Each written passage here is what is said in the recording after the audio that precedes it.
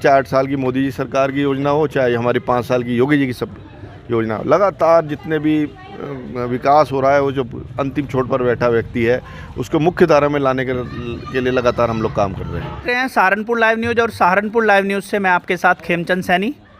आज हम बात करेंगे रामपुर विधानसभा की। रामपुर विधानसभा में जो भारतीय जनता पार्टी के प्रत्याशी हैं वो देवेंद्र नीम जी हैं और देवेंद्र नीम जी इस सीट से विधायक भी रह चुके हैं। देवेंद्र नीम जी आज हमारे साथ हैं और ट्रैक्टर पर सवार हैं। हम उनसे जो है बात करना चाहेंगे कि किन मुद्दों को लेकर के जो है वो जनता के बीच में आए हुए हैं। धन्यवाद। मैं आपके चैनल के माध्यम से अपनी सरकार का और अपने संगठन का भी धन्यवाद करता हूं कि संगठन ने मुझे एक बार फिर मौका दिया कि मैं जनता की सेवा कर सकूं। और हम लोग पूरी पार्टी ही, पूरा संगठन ही, हम लोग अगर सरकार बनाते हैं तो सिर्फ विकास के मॉडल पर ही हम लोग काम करते हैं। और यही मेरी प्राथमिकता रहेगी कि मेरे जो विधानसभा में छूटे हुए काम थे उनको और तेज़ी गति से काम कराया जाए, क्योंकि पिछले 5 साल का अगर हम लोग अपना कार्यकाल की बात करें तो 3 साल ही हमें काम करने को मिले। 2 साल हमारा कोरोना में चले गए, जिसके लिए लगातार पूरी दुनिया और हमारी सरकार लगातार उस पर काम कर रही थी लोगों की जान बचाने के लिए।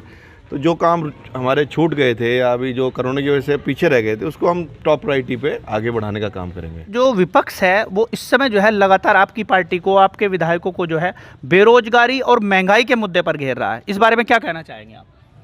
आप मेरे से ज़्यादा जनता में रहते हैं और जनता की आप लोग लगातार विवरण भी लेते हैं, उनसे बात भी करते हैं।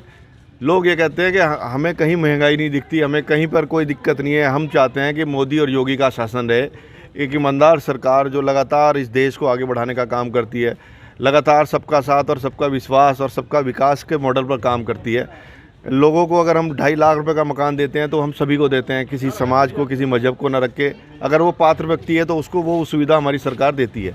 और लगातार जो हमारे पिछड़े व्यक्ति थे, अंतिम छोर पर बैठा व्यक्ति, पंडित दीनदयाल उपाध्याय जी का जो सपना था कि हम जो अभी तक विचार जो सबसे पिछड़ गया था व्यक्ति, उसको लेकर हम लोग काम करते हैं, उसी को लेकर योजना बनाते हैं। और लगातार भारतीय जनता पार्टी की चाहे 8 साल की मोदी जी सरकार की योजना हो, चाहे हमारी 5 साल की योगी जी की सब योजना, लगातार जितने भी विकास हो रहा है, वो जो अंतिम छोर पर बैठा व्यक्ति है उसको मुख्य धारा में लाने के लिए लगातार हम लोग काम कर रहे हैं। विपक्ष है वो बौखला है, वो घूम रहा है, क्योंकि हमारे साथ सर समाज है।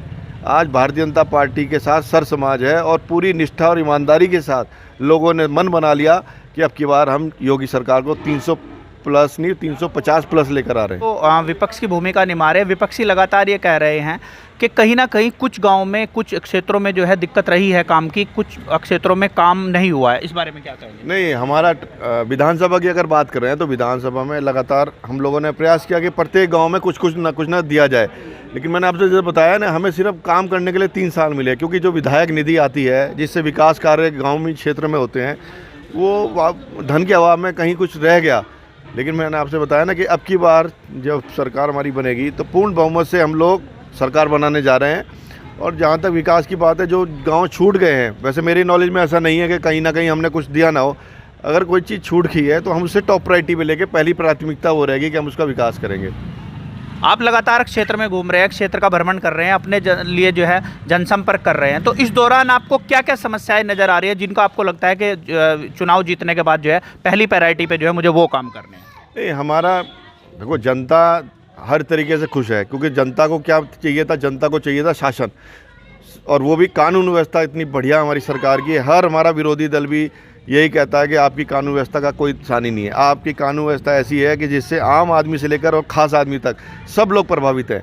तो सबसे बड़ा ब्रह्मास्त्र हमारी सरकार का है कानून व्यवस्था। और लगातार हमारी जो जनता है वो यही चाह रही है कि हमारी सरकार रिपीट हो। और लगातार किसानों को लेकर, मजदूरों को लेकर, बहनों को लेकर, माताओं को लेकर लगातार उनके लिए जो कार्यक्रम हो रहे हैं उसको और गति मिले। आज आप ट्रैक्टर पर सवार हैं यहाँ एक गांव में, तो किसानों को एक क्या संदेश आप देना चाहेंगे? मैं अपने किसान भाइयों से ये कहूँगा कि लगातार हमारी सरकार किसानों के लिए समर्पित सरकार है। हमने किसान के सम्मान के लिए किसान सम्मान निधि लेकर आए। अपने लघु सीमांत किसान भाइयों का जो फसली ऋण था उसको माफ़ करने का काम किया हो। लगातार कृषि यंत्रों पर छूट देने का काम, मतलब जितने भी काम किसान के हो सकते थे हमारे सरकार के द्वारा लगातार उनको किया जा रहा है। और मैं अपने किसान भाइयों से लगातार निवेदन प्रार्थना करूँगा कि उनका हमेशा 2014, 2017, 2019 लगातार हमारे किसान भाइयों का लगाव और झुकाव और मतदान भारतीय जनता पार्टी के पक्ष में हुआ। अंतिम सवाल मैं पूछना चाहूँगा, इस समय जो आपका मुकाबला आप किससे अपना मान रहे हैं? मेरा मुकाबला जनता से, बस जनता ने तय कर दिया कि हम लोग जो है भारतीय जनता पार्टी को वोट देने जा रहे हैं और उनकी सरकार बनाने जा रहे हैं। मुझे कहीं नहीं पता किससे मुकाबला है, लेकिन भारतीय जनता पार्टी के पूरे उत्तर प्रदेश की जनता ने तय कर लिया कि अब की बार योगी सरकार। धन्यवाद।